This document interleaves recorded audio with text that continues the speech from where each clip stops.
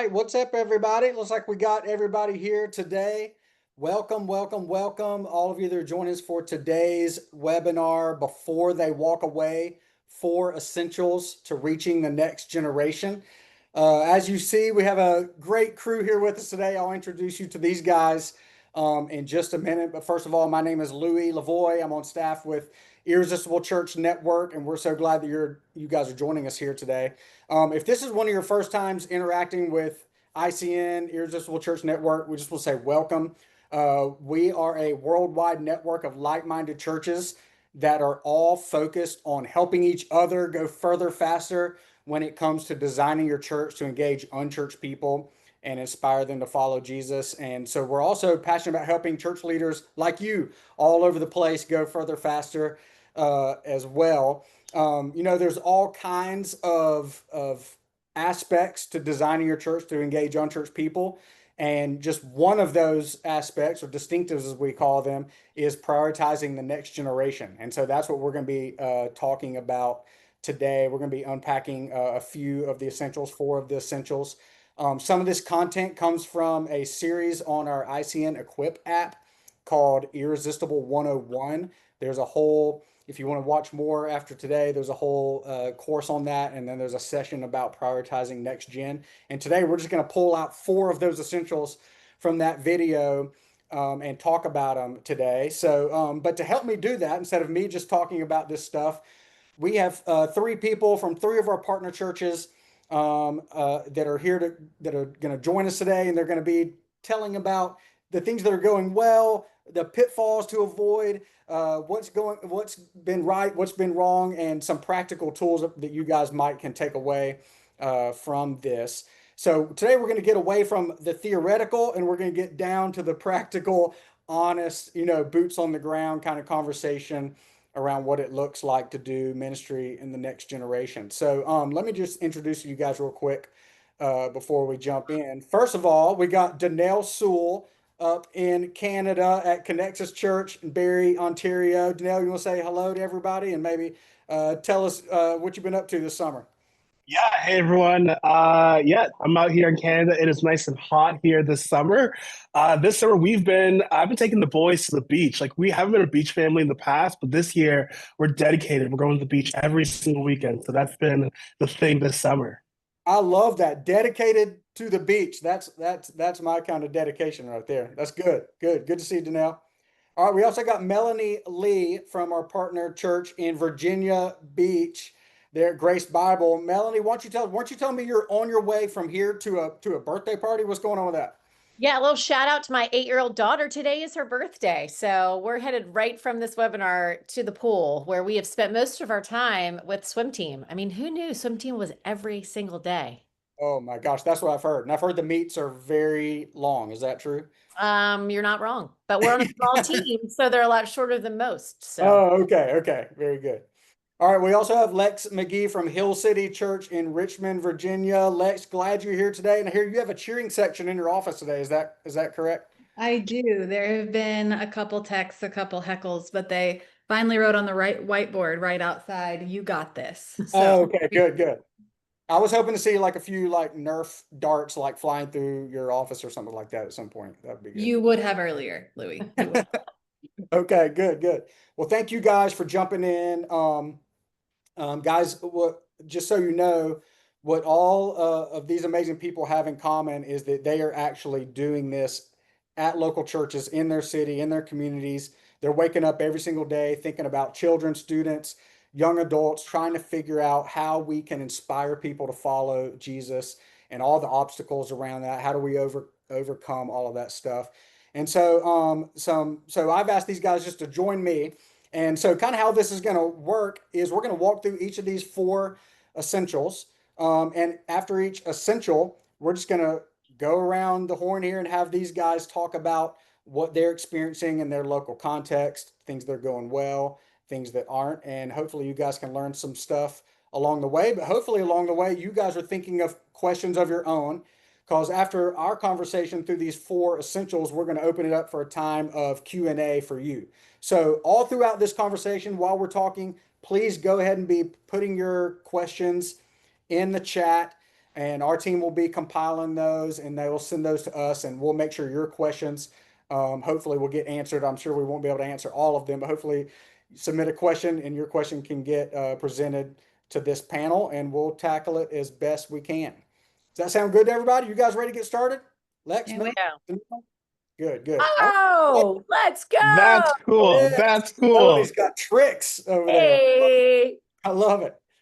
Okay, cool. Let's jump in. This first essential that we're talking about is this idea of moving from merely believing in Jesus to following Jesus. And this whole idea is that the next generation is looking for a faith that's practical, a faith that works, a faith that they can actually see evidence of in people's lives. We've all seen, the churches and the church leaders that harp on believing the right things, and then you look at their life and there's nothing there that anyone would want to emulate. There's nothing there that looks like they are actually trying to imitate Jesus in their life. And so if we're going to be churches that engage unchurched people and churches that reach the next generation, and churches where the next generation don't walk away from our churches as soon as they graduate from high school, we're going to be churches that make this shift from just merely believing or merely saying you believe in something to actually following Jesus in practical ways in your everyday life. So, Danelle, why don't we just start with you up there in Ontario at Connexus Church? What are you guys practically doing to help children, students, young adults to make this shift away from just saying they believe in something to actively following Jesus in your ministry? How are you guys doing that? Yeah, that's a good question. We say this in our student ministry all the time. Like, we're trying to help students create a faith of their own. And it doesn't matter how long they've been in church, it doesn't matter what they have been doing over the last year, 2 years, 3 years. Our goal is that we want them to walk away from high school with a faith of their own. So we try our best to not just speak to them, but allow them to be a part of what's happening in the church. So when it comes to serving, like, man, we have kids and students in every single part of our church because we really believe that the hands-on approach is probably the best approach. They learn from doing, they learn from being a part of what's happening. And sometimes being in the room in a place where you kind of shouldn't be, it has a little magic to it. It has a little fun to it. A cool story is there we have a middle school student who gets to serve on our production team, and he is surrounded by worship leaders. He's surrounded by production people who are a lot older than he is, but he gets to be in the room and hear faith stories of people who get to experience Jesus in a way that is transformational. So, like, it's putting students and kids in places where they are not only being led by their parents, but also by small group leaders and by other adults. Yeah. And it's opening doors for that to happen. Yeah.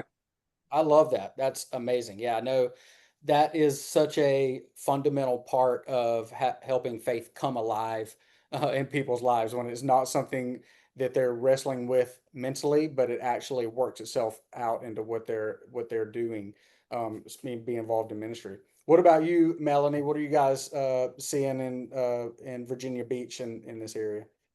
Yeah, I think that a big part of this is alignment across all ages. I mean, is how we're developing next gen ministry, is it aligned to what we are doing with the adults?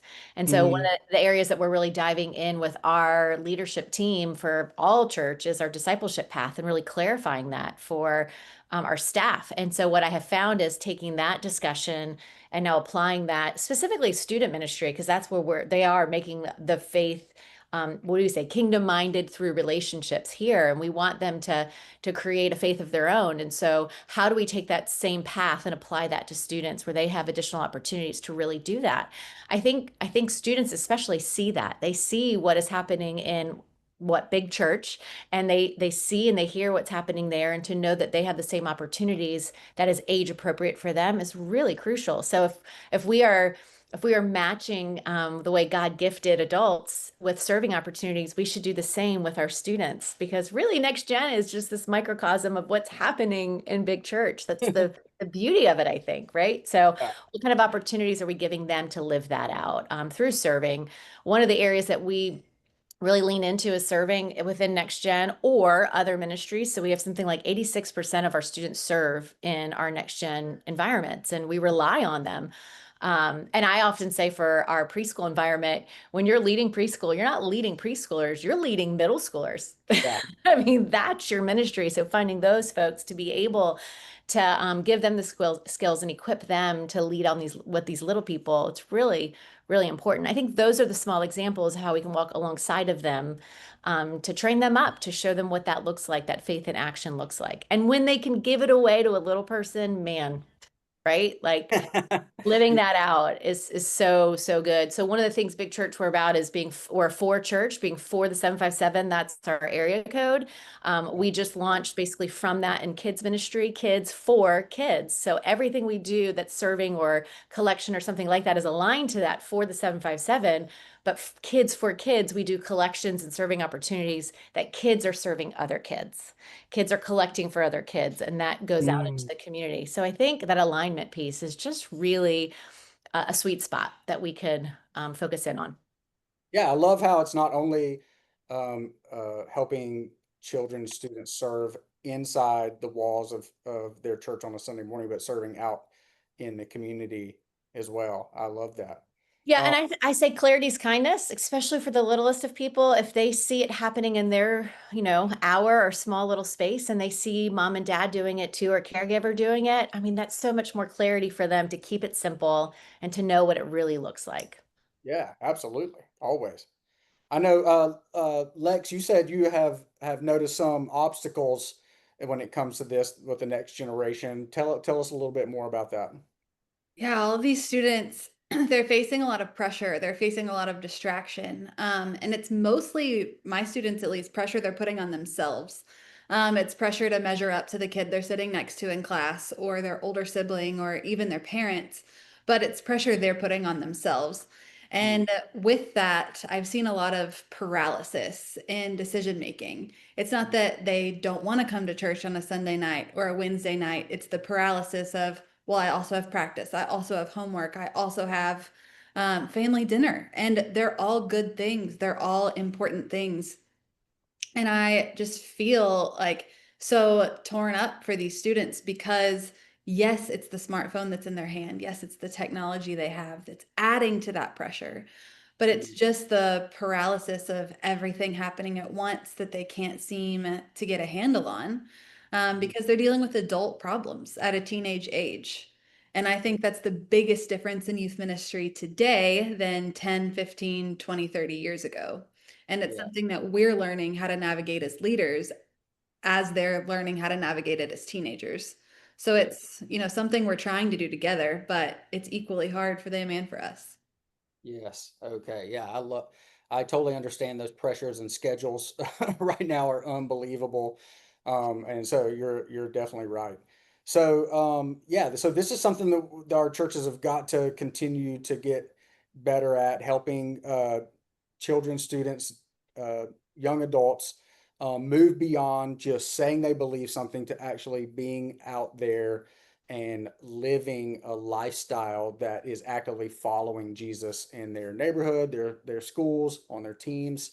And ministry is a great way to personal ministry is a great way to do that. That actually leads us to our second um, essential here, because the second thing that we've noticed in our churches is that if we're gonna truly engage the next generation, and if we're gonna make a difference and they don't walk away from us when they graduate high school, one of the things we have to do is involve the next generation in ministry early and often. I know Danelle and Melanie, you guys already alluded to this.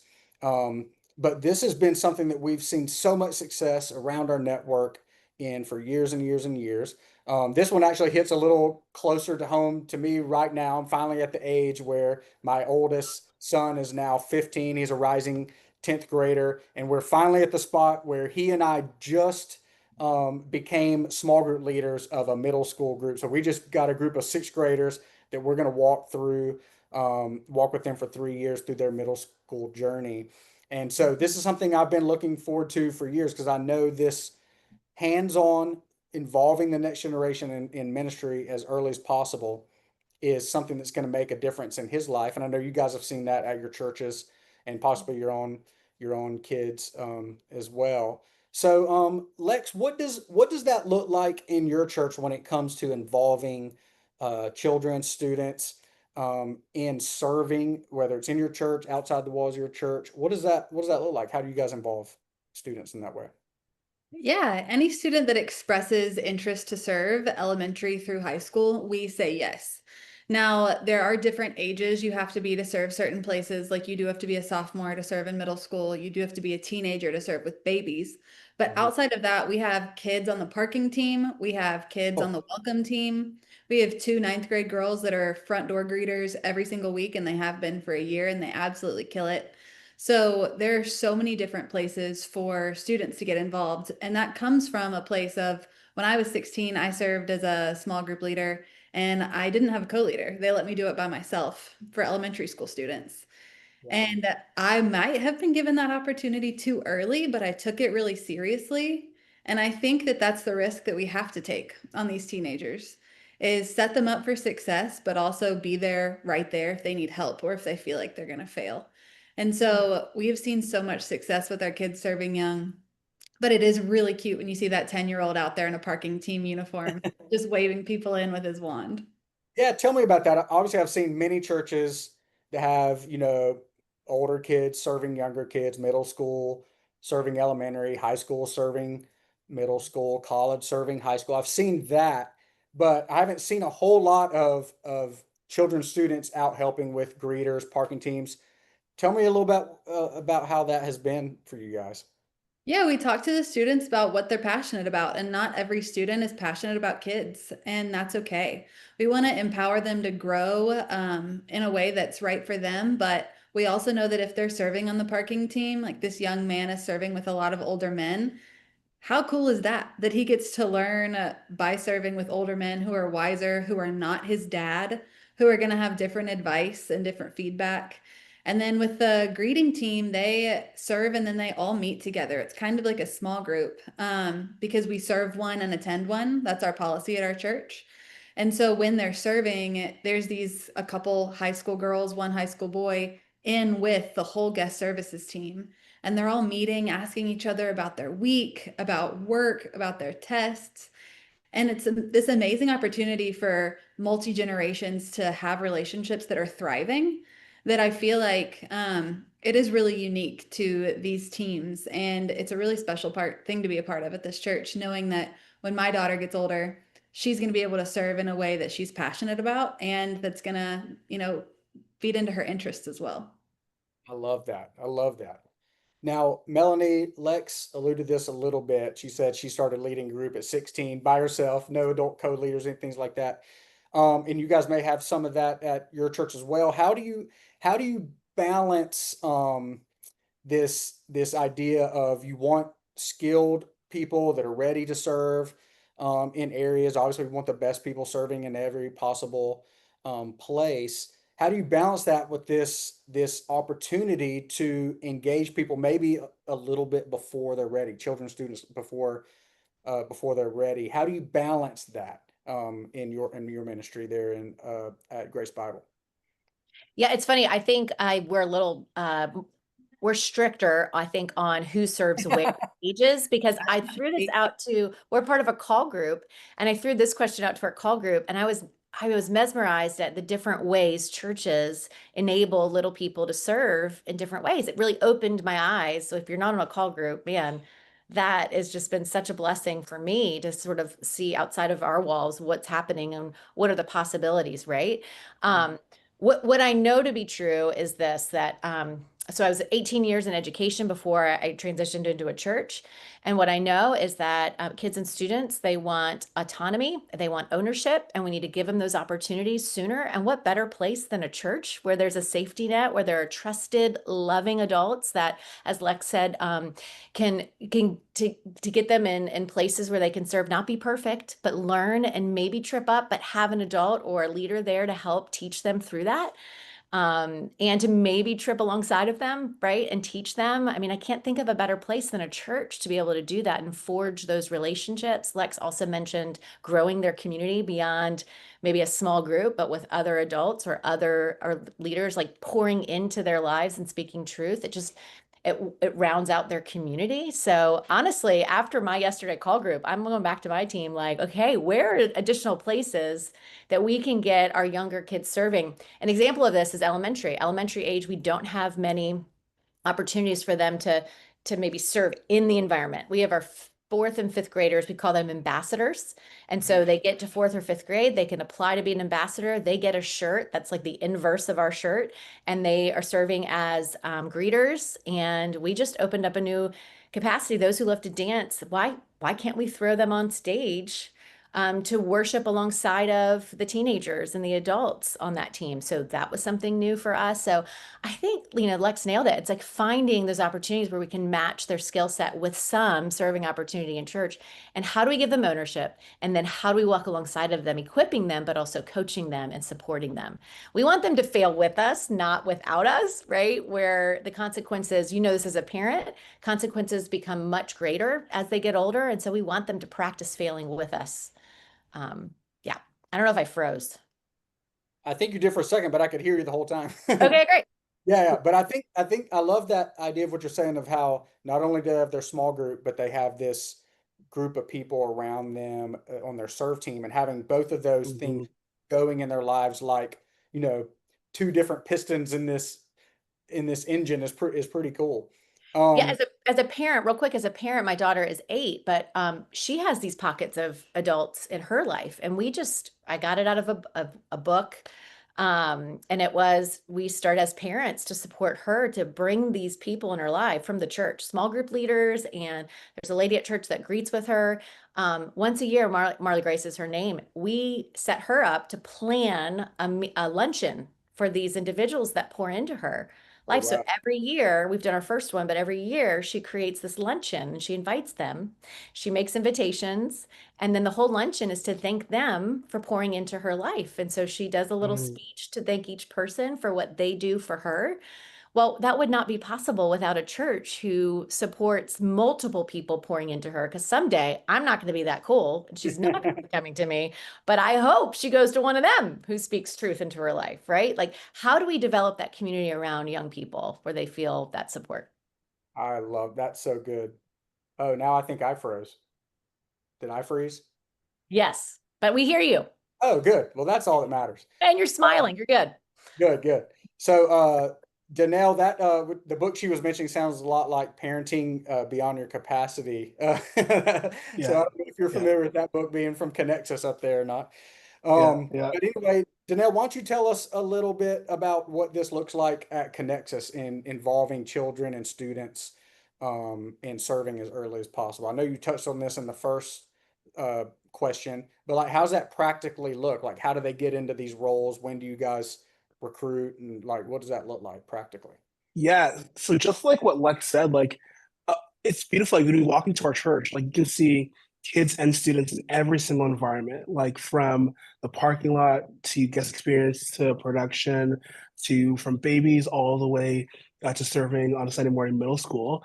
And the way that it works for our children is that you have to actually volunteer with your parent. So it's either a parent or a trusted adult. And so that is how we have kids serving in the environments like production and guest experience and parking lot. Because like, hey, we're choosing to push parents or partner with parents to be with your kid and serving and teaching that moment. Or also we're saying, hey, you might not have a parent who is willing or wanting or is able to serve with you. We're going to partner with a mentor, someone that we trust, someone that we've gone through the background checks and we know that's going to be a great person for you, is going to partner with you and try and learn and grow and do all that fun stuff with you as you're in this environment. So that's how that works.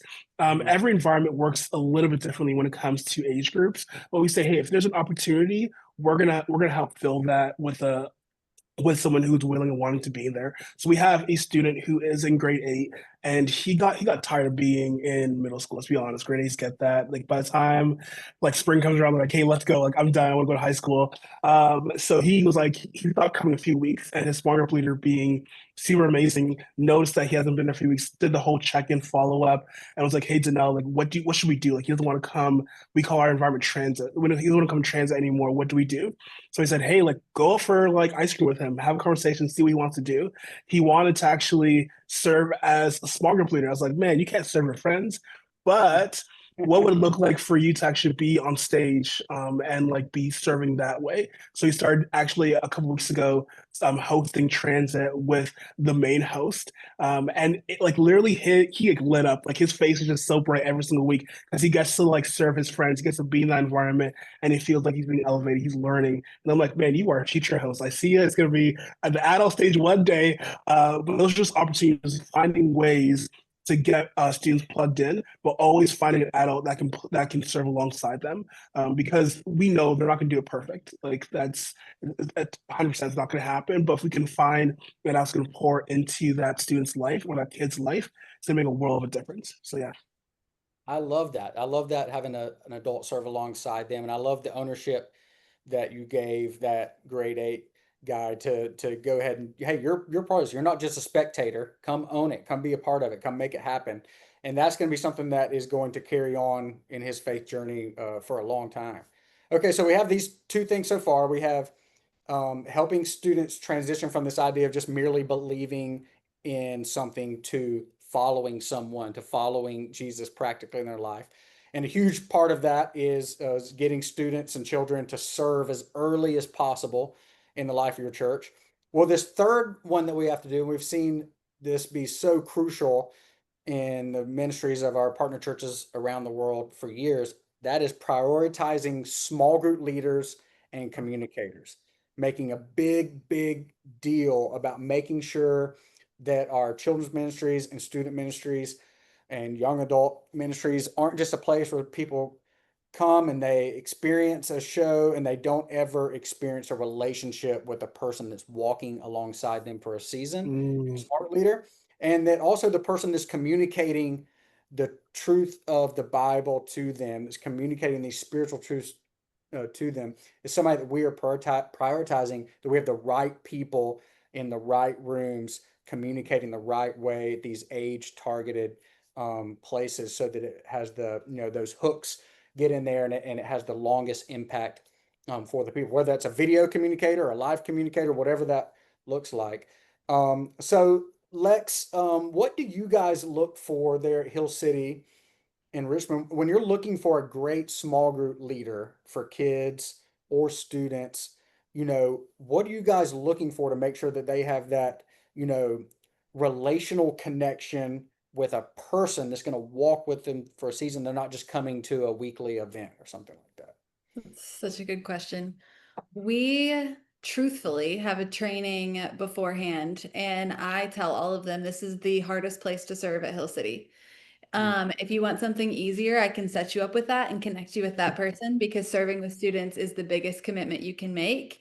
And I want you to know that before you step in. And so we want to make sure that we communicate that clearly, because one of the biggest things that makes a difference is showing up for them randomly outside of Sundays. So Mhm. I was saying earlier, if you show up on Sundays, a student knows that they can trust you, but if you show up outside of Sundays, you're proving that they can trust you. And so mm, that means going to basketball games. It means sitting through plays that, yes, sometimes they're on stage for 30 seconds and it's really, really hard to watch, but that doesn't matter, because the second it's over and they see you and their face lights up, like they know you care.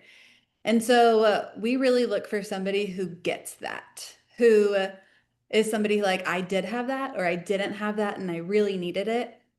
But also somebody who's going to be a learner, a lifetime learner, who wants to be poured into, who wants to grow with Christ, who isn't satisfied with being stagnant. Because if they can model that for our students, then they're going to learn it just by leading by example. Oh my gosh, that is so good, everything you just said. And I think that's why this is an essential to helping the next gen not walk away after high school when they've been poured into to a person like you're talking about, that's showing up not as if every Sunday weren't enough, but if they're also showing up randomly in their lives. Yeah, that's gonna be something that propels a student's faith for sure. All right, let's shift to the communicator side of that.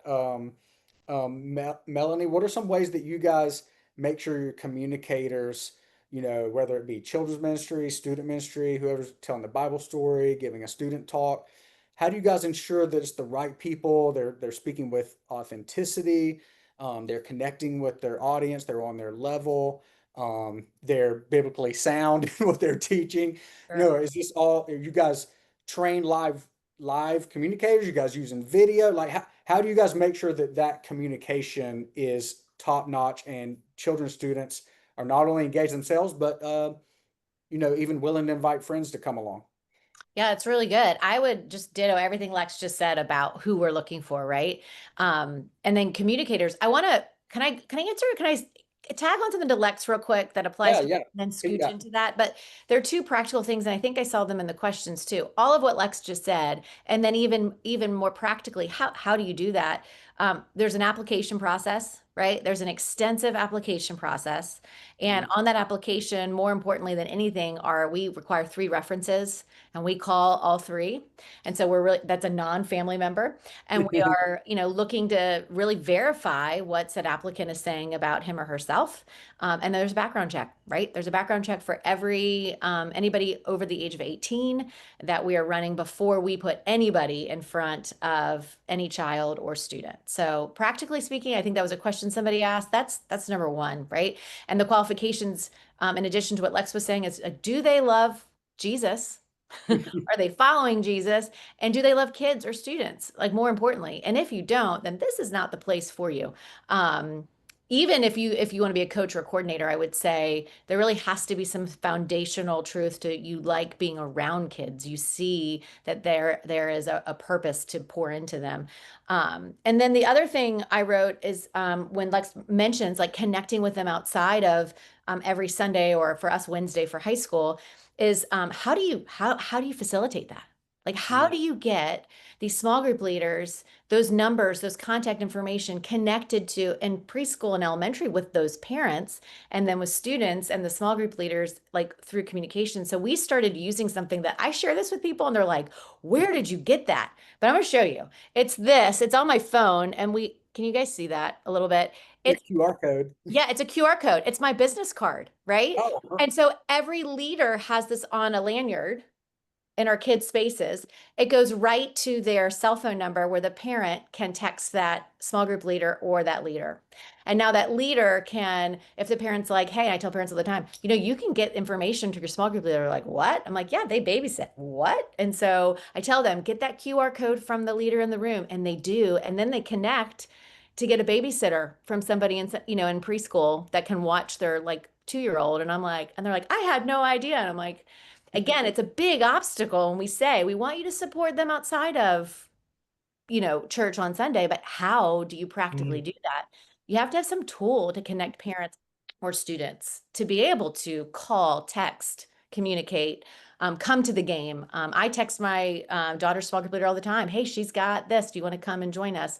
Well, I can't do that if I don't have their information. So I just absolutely. wanted to add those 2 like practical things. I love that level of detail, and that just how thorough both of those are show how much that you guys at your church have chosen to prioritize small group leaders when you're going through all of the painstaking process of applications and background checks and interviews and references, and then creating these QR codes. I mean, that is exactly what we mean when we're saying what does it look like to prioritize the next generation. So I love that. That's Yeah, and perfect. that resource is Popl, Popl is the thing. And mine leads to, I meet somebody in the grocery store and I'm like, oh, you have kids? Oh, you have a church? And they're like, no. They scan that and it goes right to our kids and students pages. I mean, it's just like instant. Anyway, communicators.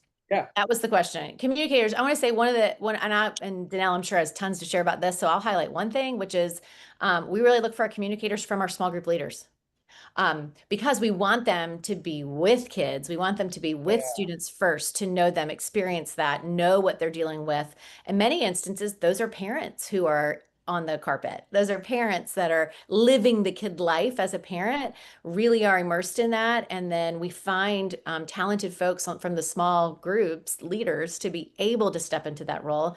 And then it's just, it's just pairing them with an experienced communicator. It's lots of observations of them seeing what a skilled communicator does. It's rehearsals. It's looking at scripts and giving it to them, weeks in advance to be able to memorize. It's partnering them with somebody to communicate with, and then finally releasing them on their own. It's giving them immediate feedback right after they communicate. It's sharpening the language of, we live at the beach. Like, we're not going to talk about the mountains. So, like, how do we make sure to use the language that makes sense in our area?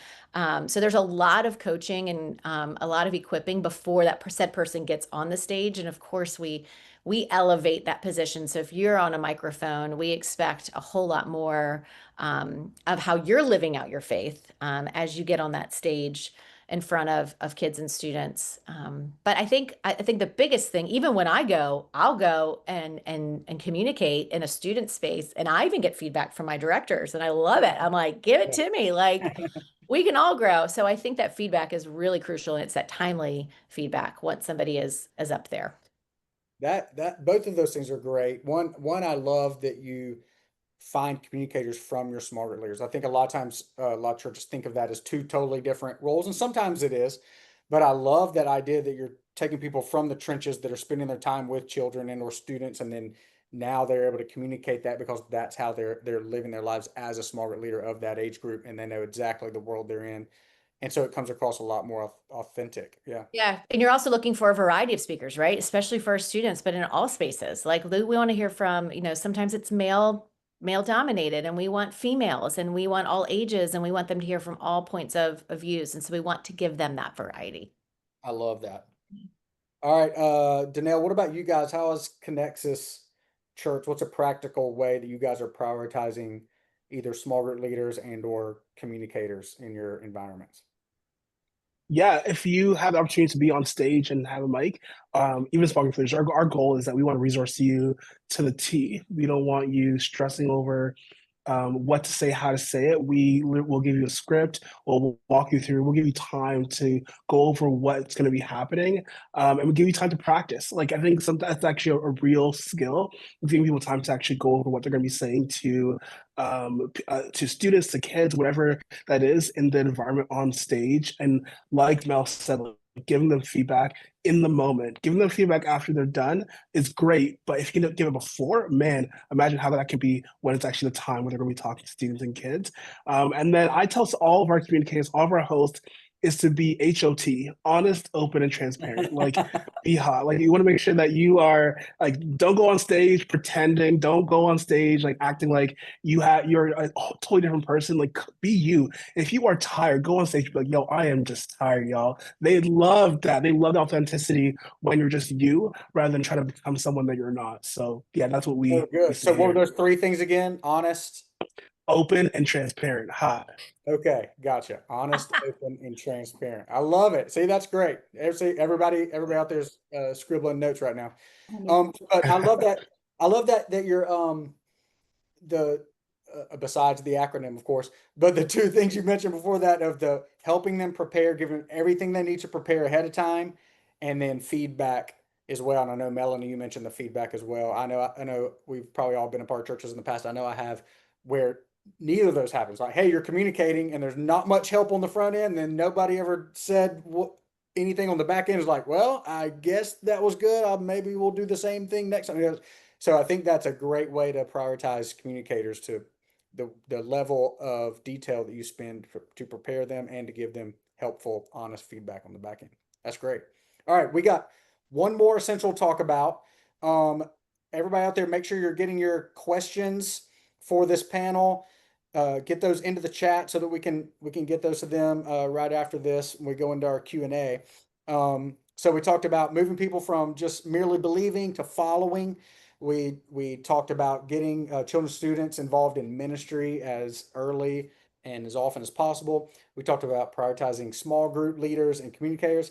And this last one, we found churches all around the network have found that, hey, if we're going to continue, if we're actually going to reach the next generation, not run them off, not lose them, not have them walk away, then one of the things we have to fight for is to fight to keep our churches and our environments and our small group leaders a partisan-free zone, a place where politics and parties aren't being those banners are not being waved on either side of those environments, and so that our students aren't feeling like they're having to pick a side or things like that while they're at church. That the focus can be squarely, primarily on following Jesus.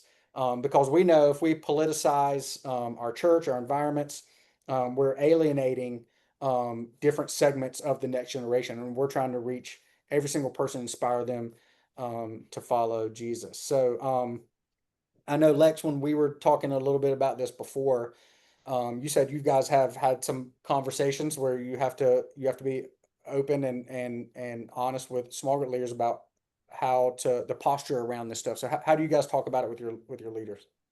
Yeah, absolutely. Fortunately, we also have a great example set from our head pastors, just about what is and isn't appropriate to talk about, but also like being passionate is a good thing. Having passions around issues around justice, like it is a good thing. But when it comes to leading students or leading other adults, we truly believe like your opinions shouldn't be brought into that because it can lead to a fracture of trust. If you think differently than a student's parents, if you think differently than them, there's just no reason for your political views on a specific issue to get in the way of that relationship. And so we ask all of our small group leaders to leave that at the door. Some of them have a much easier time than others. There are some people who are very, very passionate. It's their favorite thing to talk about, and that's okay. But when it comes to leading students, we really just want to lead with Jesus and lead with love. And if we can leave our politics out of it, it just builds trust so much quicker. Whereas if we tend to bring politics into it, it doesn't really build relationships. It truly just makes people question or damages relationships. And so, because we've learned that, that's something we ask all of our leaders to submit to. And it's worked out really well. Except Yeah. for sometimes when it does happen, we just have a conversation because people say things in the heat of the moment. They put things on their Instagram stories, and we have to say, hey, your 12-year-old's looking at this. Your, 10-year-old parent is looking at this. And, if it doesn't point someone to Jesus and we've committed to pointing students to Jesus, it might not need to be on our social media or the thing that we're talking about on Sunday morning. Yeah, that was going to be my follow-up question is how do you handle that when, if and when, and we know we're all people are human, that sometimes that principle is going to be violated at times, and just how do we have those conversations? So thank you for addressing that as well. Melanie, what about you guys? How do you guys address that and navigate that there at Grace Bible? Okay, I just want to say I love Lex going first because she like lays the foundation so nicely and all of that. Go girl. Yes, yes, yes. Because it goes back to that alignment, right? Are we aligned with what's happening in big church? And like you said, the modeling from our leaders and all of that is true. Love that. One of the areas that our student team, because really these topics come up in that student space, has been not sounding like we're blind to what's going on either. So like it's that fine balance, right? Of, one sermon series we're talking about Jesus being your friend forever and, grace and loving your neighbor and all of these like broad stroke ideas. And yet what's happening around the world is not that. So how do you apply some of those, those kingdom minded ideas to what's really happening in the real world? So one of the ways our student team has combated that, or just maybe worked around it, not combated it, is they've inserted every I think twice a year, and it might be just be once, but they want to do it twice, is really this Matter series where they create their own sermon series around key topics that students are wrestling with. Lots of LGBTQ plus gender, politics, or like tithing, giving. I mean, like all of these tough things that they never actually get to. They try to embed examples throughout all sermon series for sure. Yet how do they not sound completely deaf to what's going on in our world and address it head on? And you do that with the balance of what Lex was just saying about how do you leave the politics out of it and how do we keep Jesus at the center of it? But how do we talk real about what's happening and apply what Jesus tells us? How do we not ignore the difficulties that they're experiencing in high school, the day to day, and really connect with them to say, no, we see you and we can't ignore that. So what do we do? Another area that our student team has embedded, one of our directors has added which I wasn't a fan of at first, but it's really worked out. We keep the structure of, worship and a large group message and then breaking out into small groups. He has stuck around for the last like 20 minutes after small groups where he said, I'm just going to be around. And if there are questions that haven't been answered or things that you're wrestling with and you want to go deeper, you want to follow up, I'm here for 20 minutes after our time together. And I was like, I don't know. I don't think you're gonna place the emphasis on the small group, leader, and you're kind of taking away that. And it just really hasn't been that. It's been, and whether like maybe a whole small group piece just comes back and they're like, hey, we're wrestling with this. We want to hear based on your message. And I'm like, okay, that is actually really working. So that's just one, I would say one example. Besides saying like keeping it out of, Yeah, I we don't love want to deaf And either. I wanted to add, like, being passionate about something doesn't have to be political. So we Mm. want small group leaders to be passionate about things. We want them to care about justice, about love, about helping. We want them to care and bring that into small group. But I think a lot of times that's hard to do without politicizing it and just teaching them how to non-politicize things that they're passionate about. Because we want our kids to know our leaders and we want our adults to know their leaders. So I think just And be authentic, right? right, exactly. So just reframing the way that you share your passion about something and getting to the heart behind why it means so much to you and sharing that. Yeah, I love that. I love that. Danelle, I know we have several people on here today from Canada as well. I know we are talking earlier, you said you guys have a little bit of a different spin on this and political climate than sometimes comes up in the States. So tell me again kind of what you were saying about how this affects or doesn't affect you guys up there in Ontario. Yeah, well, at least here in Barrie, like politics is a thing. Like we talk about the states quite a bit actually. But when it comes to Canadian politics, we don't really see it coming into at least our youth group that much. But what I will add, like Lex and Mel, you guys like fantastic. Like what you guys said, yes and amen to all of it. But also the one thing I would add is if there are modes, there's been some really big things politically that has happened in Canada. And just like what Lex said, like we say, hey, like let's try our best to keep our opinions to ourselves and allow students to form their own. But it doesn't mean that there's no truth and grace. Like we still need to point them to Jesus and still allow them to see what the Bible says. But at the same time, we create a space in our huddles, in our small group time, where if a leader needs to just express in a safe space what they're feeling, they can in that moment. We had a leader a few weeks ago that went on a very long rant about something political that happened in Canada, and they talked for majority of the huddle, but then I knew that okay, like she let that out. Like she let that out. It was in a safe space. She's not going to go and talk now to her small group or whisper to other small group leaders afterwards. This she had that moment. We prayed. We did all the things in that huddle. So just creating a safe space for your leaders to have that moment is also a way that yeah, we've done at least here at Connexus. Oh, that's great. I love that space, that place for them to be able to talk. That's not their small group for their students or their children. I love that. Good. So this has all been awesome. Talking through these four things, these four essentials, and what you guys are doing at your churches. Obviously, we have had tons of questions come in from the people watching. We probably only have time to hit a handful of these. So I'm just going to start reading through these, and you guys can jump in there.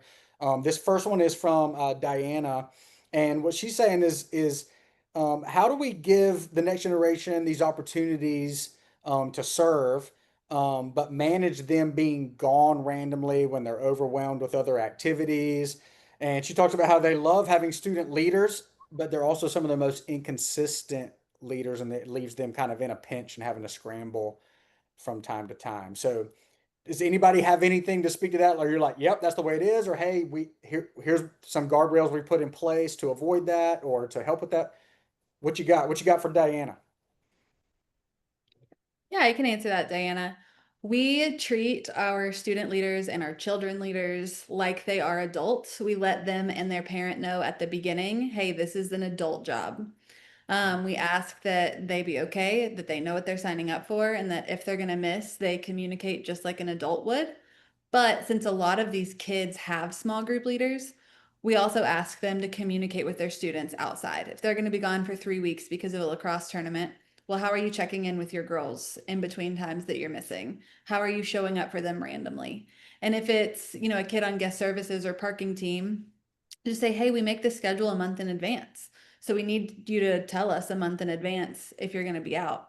And we also ask that you honor your commitments, and we ask that your parents honor their commitments. And it's not perfect. It's not a perfect system. There are going to be people who get sick or didn't remember to email you. That's going to happen always. It happens with adults all the time. But I think when I was treated as an adult, as a teenager, it made me feel valued. It didn't make me feel overwhelmed. And so I've tried to place that same expectation and same level of responsibility on our teenagers with also giving them grace. Like, hey, you're a teenager who has a lacrosse tournament 3 weeks this month. Well, that's okay. Show up for your kids in another way. Oh, okay. Okay. That's great. I'm sure you guys have some stuff to add. We're gonna rapid fire some of these because we got a lot of questions. So we're gonna move to the next one. The next one was around the essential. We're talking about moving from merely believing to following Jesus, and specifically, it's from Nathan, and it's specifically about this idea of in teaching contexts, how do we verbalize and articulate the gospel in a way so that it leads children and students to actually follow Jesus and not just believe in him. How have you guys wrestled with that with your communicators to help them move the emphasis to following, not merely believing? Anybody? Yeah, yeah, that's a great question. I can answer that one. Is always make sure there's an application at the end. Mm, Never leave a space without giving students and kids tools on how to actually do this when they leave your space, how to do it during the week. Like, that is probably the most important thing. Like, they can hear, man, all the history, all the context, all the amazing Bible stories, but if they have no idea how to put that into and put those tools, those things that you're telling them into work, then like it's kind of pointless because how are they going to do that with their friends at school? How are they going to do that with the hockey team? How are they going to do that with their parents when they're in an argument? Like giving them tools and how to actually make their faith their own and how to actually follow what Jesus asked us to do is important. Hopefully that answered that question, Nathan. yeah, But, yeah. yeah. I'll add one thing, everything that Danelle just said, and I think our win is to partner with families. So how do we equip parents to be able to Mm, extend that conversation or give them tools to be able to apply those ideas with them and the family? I mean, especially for your littles, right? They're going to need that support from mom and dad, whether it's mealtime, bedtime, serving together. We need to make sure all ages that we are equipping parents to continue that conversation and even apply. I love that. Okay, we got a couple of questions about background checks. So let's just hit this one real quick, students. One is if students are serving alongside adults like you're talking about, like greeters, parking team, do we have to then background check the adult people, volunteers they're serving with? And then two, at what point do you background check the young people, the next generation that are serving? So does that make sense? Yeah, Is and there a way? easiest quick answer, everybody who serves with us is background checked. You cannot background check a minor. So when they turn 18, we run a background check, but before then, there is no background check to run. Oh, perfect. Okay. So even your parking team volunteers and things like that that aren't working directly with children students, they are all background checked already because they have students serving alongside them. Okay, perfect. Okay, very cool. All right, we got one more question. And then, but before we get to that question, I just want to walk you guys through a couple of things that we want you guys to know about before we get to this final question. First of all, the first thing is our next webinar is coming up in August the 20th. And actually, that one is going to be about relational discipleship. It's called Beyond Circles, Reimagining Relational Discipleship. It's going to be at 2 p.m. Eastern on August 20th. And that one is actually also going to be someone from Hill City Church there in Richmond that works alongside Lex. Lacey Wagler is going to be joining us for that to talk about some innovative things that are happening in relational discipleship beyond the typical small groups that we're familiar with. The second thing I want to tell you about is this coming fall, we have our annual gathering of lead pastors for the Irresistible Church Network. Now, this is a small, exclusive, private conference that's only for the lead pastors, executive pastors, and campus pastors of the Irresistible Church Network. But however, right here on this webinar, we're asking that if any of you guys, if you're a lead pastor or your lead pastor is interested at all in exploring the idea of becoming a partner church of Irresistible Church Network, and you would like to come to this event as a way to get a feel of the power and the posture and the culture and the vibe of the network, then we would love to see if you're interested in that. If you're interested in that at all, you can go to that website, irresistible.church/LPG 2025-interest. Go to that, fill out the interest form. Now, I have to let you know, we are extremely limited in space. So not every church that expresses interest in this event is going to be invited to it. But please let us know if you're interested in coming as a guest to the lead pastor gathering of ICN that's happening in October, I think 21, 22, 23 of October in Hoboken, New Jersey. Let us know on this website. We'd love to hear your interest, love to get to know you and see if there's a way we could fit you in that space for that as our guest. Okay, great. Let's move to the last question and we will wrap up here. One of the things that we're talking about today has been small groups and small group leaders, prioritizing those. And one of these questions is, what does it look like for a leader to go above and beyond? Like what can make the biggest difference in a student's life of a small group leader? Anybody? Yeah, I think Lex hit on it earlier, and that is, I'm not gonna say it as eloquently as you did, but showing up on Sunday or whatever ministry is happening, but connecting with them outside of that proves that you are thinking about them and wanting to walk alongside of them in a way that it's not just during a Sunday, but it's beyond. It's living life together. It's truly connecting with them and caring about what's happening throughout the week, I think is a big part of it. Absolutely. That's the above and beyond, the biggest difference maker. You got something else too, Danelle? Yeah, just to add on to that, like I know there's some volunteers that have they have lives, like they have kids who also are in sports and like they are busy. The easiest thing you can do, encourage small group leaders to do, is just remember what your kids are doing. Ask them about the hockey game, ask them about their homework, ask them about all the things that are happening. They're like, show interest. As soon as you show interest and care, it's a big deal. We had a student who had braces for like 3 years, and he one week his braces came off and no one noticed except for a small group leader, and that made such a big deal. Like he was like, he went back home, told his parents. Parents messaged me. He was like, "Man, yeah, like that's so awesome." And like just that small detail can make a massive difference. So just remembering, yeah, asking your students about like their life and caring about it. Yeah. Perfect. Perfect. Lex, you have any parting words or things to add on this? Yeah, I think one of my favorite stories I heard recently was a rising 12th grade girl who came by herself to church for the first time. Her family wasn't ready to come to church yet, and she talked to somebody at the guest services booth, and they found her a seat. They sat her next to someone, and the next week, the same guest services volunteer saw her, and she was like, "Hi," and remembered her name. Oh, nice. And she literally said, "You remembered my name." like so caught off guard, and she now brings her family, her dad and brother, and it was just such like a life altering moment for this guest service volunteer and for all of us on staff, because we lose sight sometimes of how important remembering somebody's name is, because we've been going to church for years at this point, for decades for some of us.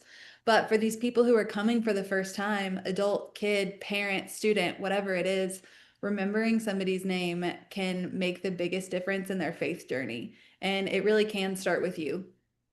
I love that. I love that. I love the personal side of that. And that's really kind of the theme that flows through all four of these essentials when you boil it all down.